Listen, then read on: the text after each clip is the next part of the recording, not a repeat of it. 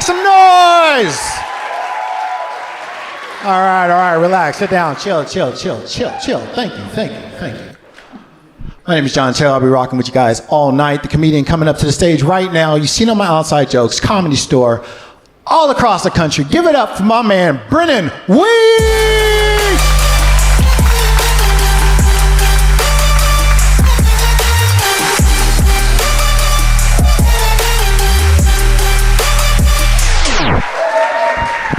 All right, sit down.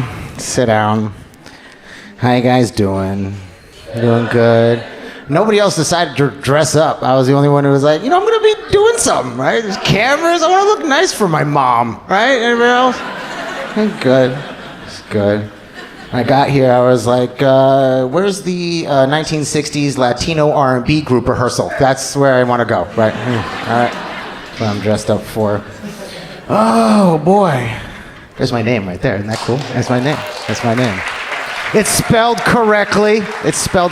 B-R-I-N-A-N, Brinan. It's been hard. I feel like even at my eulogy, somebody would be like, Brian was such a great friend, and then like, my mom's crying and angry at the same time.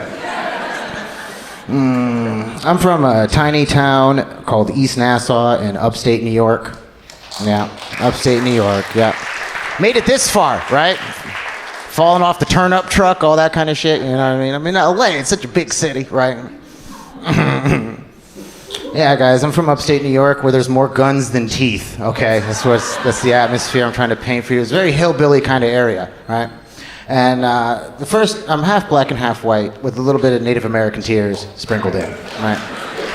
Just so we're all caught up here. Like, what is he? He looks kind of foreign, exotic. No, I'm not, just half trailer trash, half hood rat. That's really what comes down to it. And so yeah, the first time I was called the N-word was in 3rd grade, right? It was by the water fountain where most civil rights activities take place. It was by this white kid named Jordan Schiffer coming up behind me like a little racist Dennis the Menace, right? And he's like, my dad says you need to go back there. And he's pointing to this map of Africa behind the water fountain, right? And he's like, my dad says you need to go back there, nigger. And that other one, niggeria. And I'm like, wait, first of all,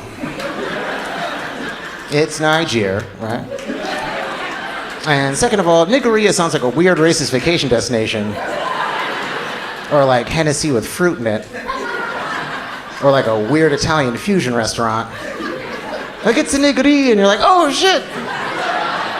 You put Alfredo sauce and the mac and cheese? This shit is delicious, right?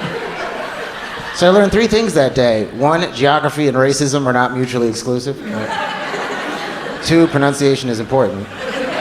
And 3, how to fight because I whooped that cracker's ass, right? Yeah. Okay, great. So yeah, if you think being half black and half white, would give me any special abilities, it did not, right? I'm not good at sports. So I found my calling in anime. Anybody else? Anybody else into anime? Yeah, into anime. I found my inspiration through Goku, right? If I got bullied at school or something, I'd go out into the backyard and be like, ah! Then my dad come outside and be like, boy, what the fuck are you doing out there? I'm trying to turn into Super Saiyan. He's like, Super nigga? No, Super Saiyan. Get your Super nigga ass in the house. You're scaring the neighbors. Get in here. All right. So yeah, guys, that was fun.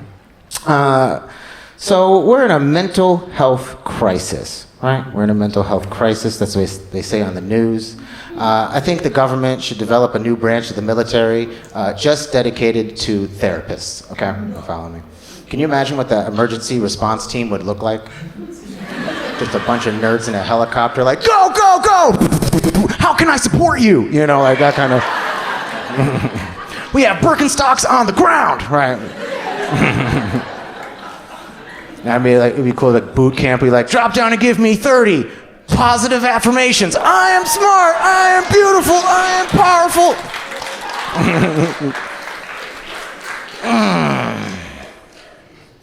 Yeah, guys, but you see the mental health crisis through our homeless population, right? We see it every day. I tripped over 8 getting in here. Anybody else? Anybody else?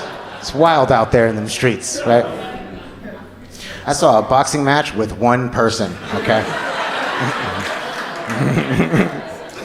He was in the crowd. He was holding the signs, right? He whooped his own ass.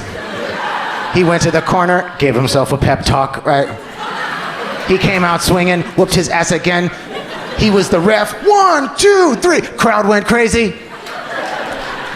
Most people think that's like depressing. I see method acting. Okay, that's what I see. All right. Eddie Murphy, Jamie Foxx, eat your heart out, right? I don't know. I'm getting tired of performative activism. Okay? Wait, no, don't clap. How many of you put... No. How many of you put black squares in your Instagrams? How many of you did that? See, that's some bullshit right there, right? I don't know, guys. Did you go to any of the protests? Season 1, George Floyd. That's the one I'm talking about, right? So the season 1. That was a good season. Excellent writing, right?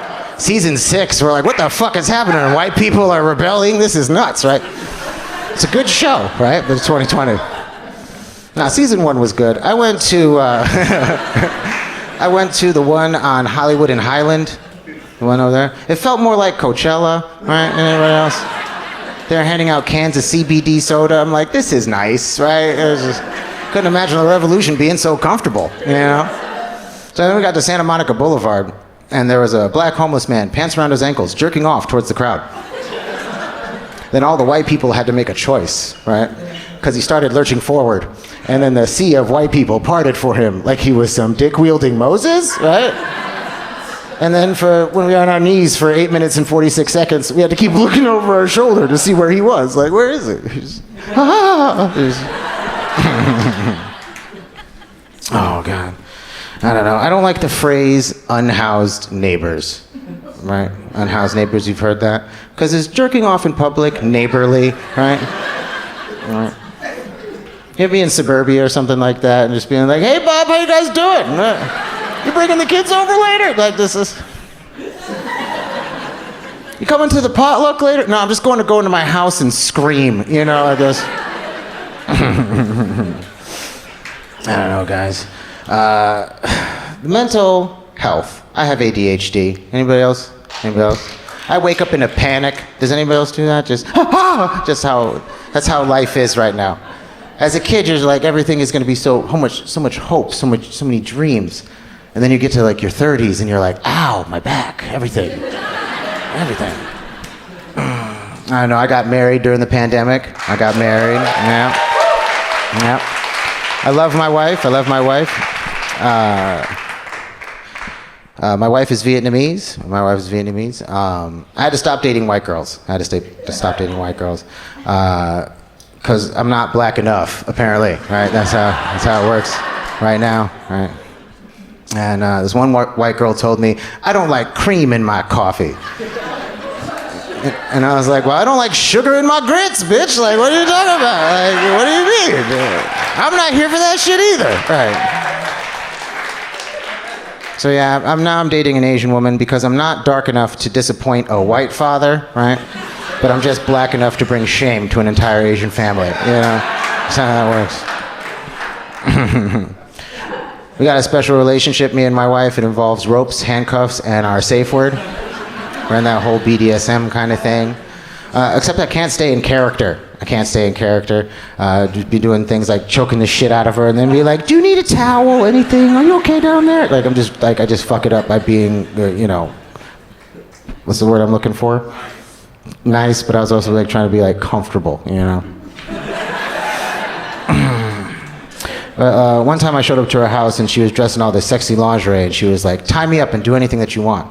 So I did and played video games for about 3 hours. Yeah.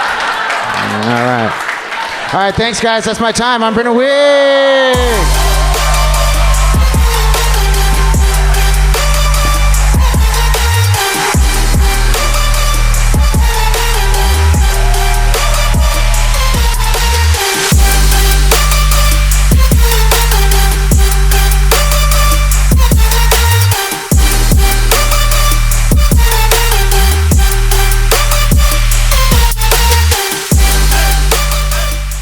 This has been a Funny Media Group production.